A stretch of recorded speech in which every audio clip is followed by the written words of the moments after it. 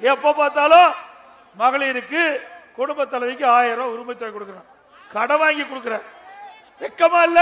இது யார கடன் கட்டுறது? நீங்க தான் கட்ட வேணும். இந்த 1000 ரூபாய் சும்மா கொடுக்கலீங்க. இவர் வீட்டில இருந்து எடுத்து கொடுக்கல, வருமானத்தை உயர்த்தி கொடுக்கல, கடன் வாங்கி கொடுக்கிறாரு.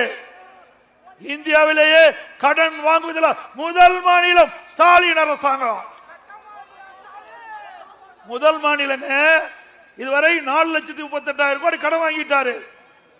73 ஆண்டு காலம் தமிழகத்தில் பல்வேறு ஆட்சி ஏற்பட்டது. அந்த 73 ஆண்டு காலத்தில் 5,18,000 தான் கடன். பல ஆட்சி இருந்தது.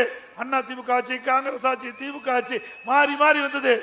73 ஆண்டு ஆட்சி செய்தவர்கள் 5,18,000 கோடி தான் கடன். 4 ஆண்டு 4,38,000 கோடி. இந்த ஆண்டு 1 லட்சம் கோடி கடன். ஆக 5,38,000 கோடி கடனை உங்க தலையில சுமத்திட்டார்.